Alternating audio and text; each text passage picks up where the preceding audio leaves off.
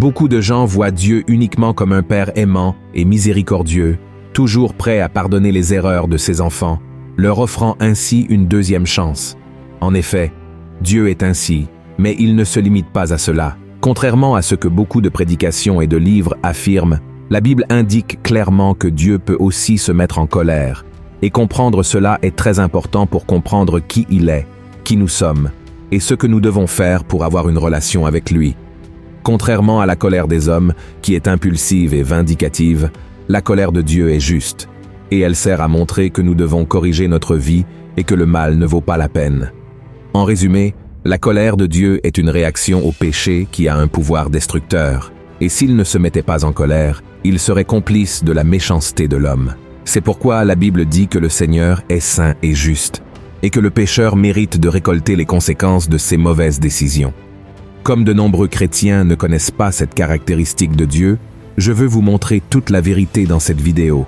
Mais avant cela, laissez déjà votre like, abonnez-vous à ma chaîne et activez la cloche pour être averti par YouTube dès que je publie la prochaine vidéo. D'accord?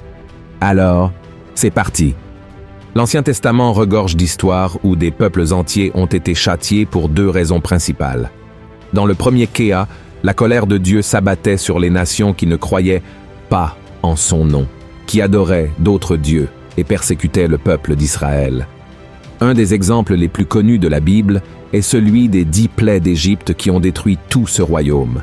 En plus d'avoir asservi les Hébreux pendant plus de 400 ans et de refuser de les libérer, cette nation vivait une vie pleine d'immoralité et d'idolâtrie. C'est pourquoi ils ont payé un prix très élevé. La deuxième raison pour laquelle le Seigneur déversait sa colère était lorsque son peuple rompait l'alliance qu'il avait faite avec lui. Il y a eu de nombreuses occasions où les Hébreux ont été châtiés par la colère de Dieu en raison de leur désobéissance, de leur infidélité et de leur manque de foi. Le livre des Nombres, par exemple, montre qu'après avoir vu toutes les merveilles que le Seigneur avait accomplies pour les libérer d'Égypte et pendant la marche dans le désert, le peuple hébreu s'est révolté et a voulu lapider Moïse et son frère Aaron. Ces personnes ont été si ingrates envers le Seigneur qu'elles ont regretté le temps où elles étaient esclaves en Égypte et ont souhaité mourir. Dieu s'est alors mis en colère et a fait un serment à Moïse. Voyons ce qu'il a dit. « Mais je suis vivant, et la gloire de l'Éternel remplira toute la terre. Tous ceux qui ont vu ma gloire et les prodiges que j'ai faits en Égypte et dans le désert, qui m'ont tenté déjà 10 fois, et qui n'ont point écouté ma voix, tous ceux-là ne verront point le pays que j'ai juré à leur père de leur donner. Tous ceux qui m'ont méprisé ne le verront point. » Et vous pourriez penser, « Ah, pasteur, mais cela s'est produit avant la venue de Jésus, qui ne prêchait que l'amour et la miséricorde. Et il y a aussi ceux qui disent que le Dieu de l'Ancien Testament n'existe plus, et que le Dieu d'aujourd'hui est différent. Mais c'est une grande erreur, car la Bible dit que Dieu ne change pas, et la preuve en est que l'apôtre Paul a déclaré dans le Nouveau Testament que la colère de Dieu se manifeste contre toute impiété et injustice des hommes. Cela signifie que nous tous, sans exception, sommes condamnés à subir les conséquences de la colère du Seigneur, car nous avons tous péché contre lui et avons été séparés de sa gloire. Et la seule raison pour laquelle le Seigneur ne nous a pas encore détruits s'appelle Jésus. C'est à cause de son sacrifice que nous avons été sauvés de la condamnation éternelle et réconciliés avec le Père. Voyons ce que le prophète Jérémie a écrit. « Les bontés de l'Éternel ne sont pas épuisées, ses compassions ne sont pas à leur terme, elles se renouvellent chaque matin. Oh, que ta fidélité est grande !» Mais il y a un détail à cela que les gens ne prêtent généralement pas attention. La délivrance que Jésus nous offre par sa mort est une délivrance conditionnelle. C'est-à-dire que nous ne serons libérés de la colère de Dieu que si nous sommes liés à Christ et obéissons à ses enseignements. Voyons ce que dit la Bible. « À peine mourrait-on pour un juste, quelqu'un peut-être mourrait-il pour un homme de bien. Mais Dieu prouve son amour envers nous, en ce que, lorsque nous étions encore des pécheurs, Christ est mort pour nous. À plus forte raison donc, maintenant que nous sommes justifiés par son sang, serons-nous sauvés par lui de la colère. Car si, lorsque nous étions ennemis, nous avons été réconciliés avec Dieu par la mort de son Fils, à plus forte raison, étant réconciliés, serons-nous sauvés par sa vie. En d'autres termes, en ce moment même, Dieu est en colère contre tout ce qui se passe dans le monde, et la fureur de sa colère, qui est pire que toute autre sentence, ne nous détruit pas complètement grâce à la grâce de Jésus.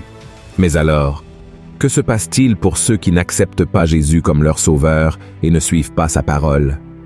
Que se passe-t-il pour ceux qui, même s'ils ont été avertis, continuent de nier la grâce que Dieu leur offre? Ils ont préféré tourner le dos au Père et par conséquent, ils subiront les conséquences de leur choix. Et la Bible nous montre que le jugement de Dieu sur ces personnes peut être infligé de diverses manières, dans l'espoir qu'elles se détournent de leur mauvaise voie. Il peut permettre des pertes, des maladies, des phénomènes naturels et tout, ce qui se passe actuellement dans le monde.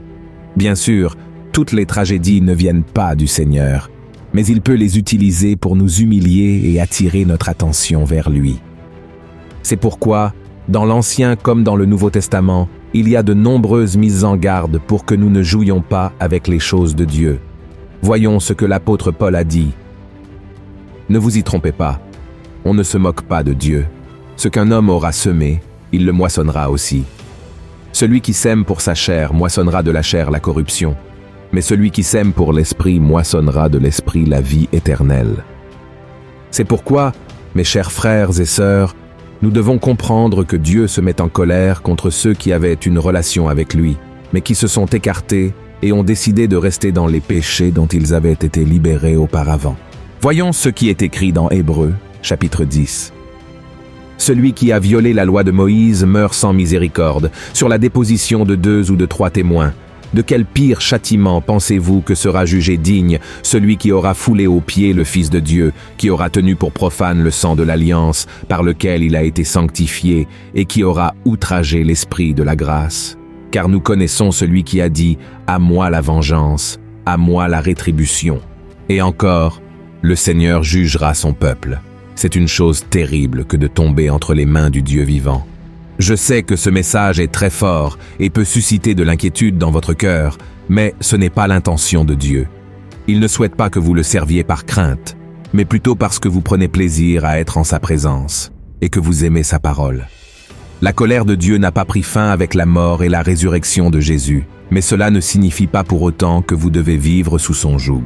Pour cela, vous devez vous repentir sincèrement et véritablement remettre votre vie entre ses mains. Et bien sûr, à un moment donné, vous et moi échouerons et déplairons au Seigneur, car nous sommes des êtres humains et nous commettons des erreurs même lorsque nous avons l'intention de faire le bien, n'est-ce pas? L'apôtre Paul lui-même a dit « Malheur à moi, car je suis un misérable pécheur. Le bien que je veux faire, je ne le fais pas, mais le mal que je ne veux pas faire, je le fais toujours. » Alors, sachez une chose, nous n'atteindrons la perfection que lorsque nous recevrons la vie éternelle aux côtés de Dieu. Mais jusqu'à ce jour, nous devons lutter contre notre chair, chercher à faire ce qui est juste, et lorsque nous péchons, nous devons reconnaître l'erreur, nous repentir et faire de notre mieux pour ne pas retomber dans le péché. Et surtout, je veux que vous sachiez que Dieu est bon. Dieu est miséricordieux. Il connaît notre cœur et reconnaît nos efforts dans la lutte contre le péché. Ainsi, si vous cherchez à lui plaire en tout temps, il prendra soin de vous et vous fortifiera. Dieu est toujours juste, il n'agit jamais de manière déshonorante, et il rend à chacun selon ce qu'il mérite. Dieu est le juge qui ne commet aucune erreur, et il châtie ceux qui pêchent, mais il pardonne à ceux qui se repentent. Cependant, la Bible dit qu'un jour la porte de la grâce se fermera, et ceux qui auront rejeté l'invitation de Jésus au salut souffriront de la colère de Dieu qui sera déversée pendant la grande tribulation. Pendant cette période terrible, le monde connaîtra des tragédies et des souffrances comme jamais auparavant, avec l'ouverture des 7 sceaux, le son des 7 trompettes et le versement des 7 coupes de l'Apocalypse. C'est pourquoi ne remettez pas à plus tard. Si vous confiez votre vie à Jésus aujourd'hui et croyez en lui comme votre sauveur, vous serez sauvés par votre foi et non par vos œuvres. Lorsque vous quitterez cette terre, une place vous sera réservée dans l'éternité avec Dieu. Amen. Si vous dites oui à Jésus, vous commencerez à vivre la plénitude de son amour. Mais si vous dites non, cela pourrait être le pire choix de votre vie. Jésus vous appelle. Alors, répondez à son appel. Il vous aime.